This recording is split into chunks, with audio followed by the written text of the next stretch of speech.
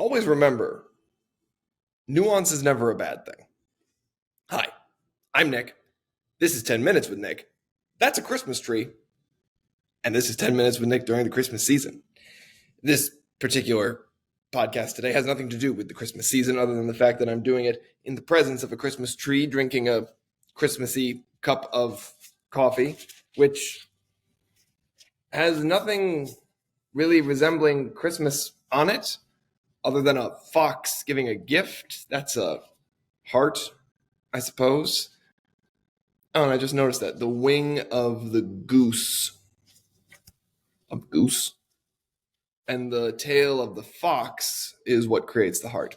That's nice. So today,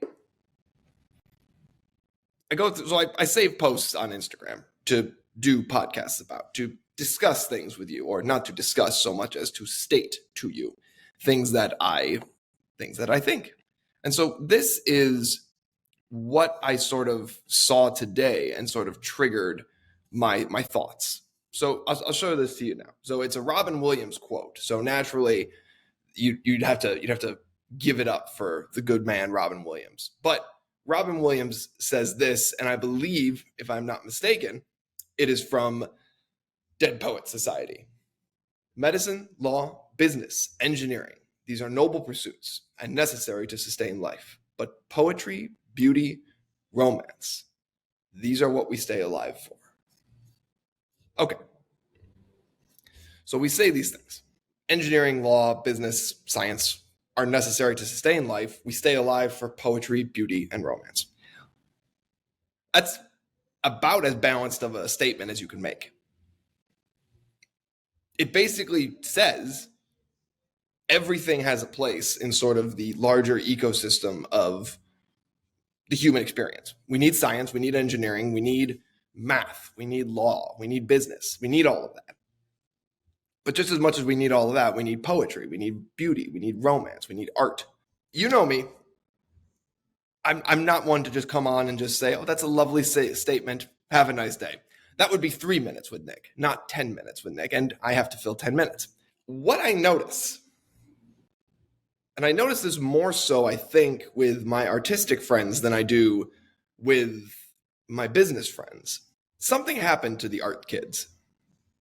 I don't know what, and I don't know why, and I don't know why all the therapy they brag about doing hasn't helped them get through it. But I think you're much more likely to see an actor or a writer talk about how what they do is more necessary to survive than the business, science, engineering group. It's a little bit of a spicy take, especially for an actor myself. But we need to consider that if the world ended tomorrow, unfortunately, the actors of the world, myself included, we'd have to find something else to do. And rather quickly, because the world ended and we would need to survive. The farmers would probably be just fine. They're used to it. Everybody sort of says their world has ended anyway. And, frankly, they'd become the most useful people on the planet. Engineers, be a little bit harder for them. They'd have to get used to working without SolidWorks. But, again, the basics of engineering has always just been math. Even with SolidWorks, engineers remain pretty good at math. They figure something out. Now, lawyers, I don't know how much of a case lawyers would have that they would be able to survive into the zombie apocalypse. Scientists would also be useful, but again, they'd have to adapt those skills.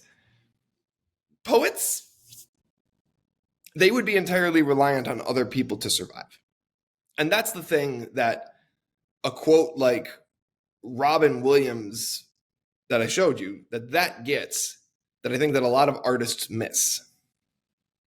The arts are important, incredibly, but they are reliant on the other avenues of life to be sustained. And it's been that way forever. Wandering minstrels were reliant on the generosity of the people they sang for or performed for to survive, for their daily crust of bread. Artists in Renaissance Italy were supported by the wealthy banking families, the noted criminal banking families. But I digress. That's a discussion for another time. The Medici family in Italy during the Renaissance is astoundingly interesting. And you know it's interesting because I said astoundingly. The arts are very important, but they are a subset of what is necessary for life. And that doesn't diminish their importance. It simply orders them correctly.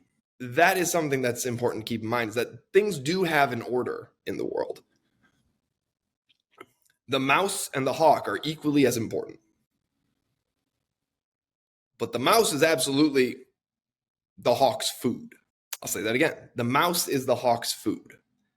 Now, one might argue that the noble mouse is in fact the one upon whom the hawk relies. And that's not totally incorrect. But if the hawk is not above the mouse in the pecking order, the mouse will breed and kind of grow out of control. The hawk brings order to the world of the mouse. It doesn't make the hawk more important. It doesn't make the hawk more special. It makes the hawk can fly. I mean, that's a little bit cooler than the mouse. But it doesn't make either of them of greater or lesser importance, but it does put them in their proper order. And I think that's what we need to think about today, especially in today's world in general, not just with the arts and the other branches of life. We need to think about things and figure out what the proper order of things actually is. And that's honestly 90% of what you see on Instagram, on social media, Facebook, Threads, Twitter, whatever, is people sort of pushing out into the world and questioning, what is the order supposed to be? And it's a question we've been asking for centuries.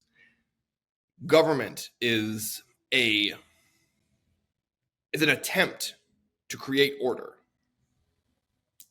And why do we need order? Well, because unlike what my anarchist friends might think, chaos is just not good. Chaos is just too random.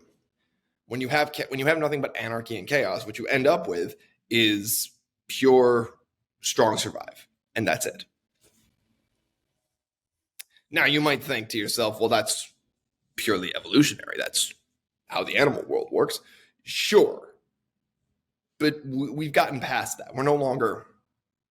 The argument that the animal world is the end all and be all of moral rules, I don't think that works. I don't think that works as a fundamental thing. And we're not going to get into too much into that, but just note that most of human existence has been about struggling to find out what the proper order of things is. And I would submit we can start by answering the question of what the proper order of things is in terms of business, law, science, engineering, and the arts. All of them are equally important, but the business and engineering and science has to come first. Law probably would be in there second. You could knock out law. The arts, they come in third. Arts do a lot. They bring joy into our lives. They bring happiness to us. They give us a method of understanding the world around us in a way that is communicable. It's not a disease, so I'm not going to use that word. In a way that is digestible by almost everybody. But because it is reliant on the others, you have to order it into its proper place. So actors, we do serve an important role. Writers, poets, all y'all, artists. We serve a very important role. But hearkening back to a podcast I gave a couple weeks ago, maybe last week, I don't know, I do a lot of these. We serve an important role, which means we need to remember to be of service. And engineers, scientists, lawyers, all you also serve an important role. And if we all remember that we're all in service to one another, maybe this whole order thing will make a little bit more sense. Anyways, happy Wednesday. That's what I got for you. I washed this hoodie. I just like wearing it. It's very comfortable. It's very cozy. Don't worry. It's not the same hoodie I was wearing yesterday. It is the same hoodie, but it's clean now. Anyways, that's my time. Enjoy. Merry Christmas. I'm Nick. This is 10 Minutes with Nick. Have a great day.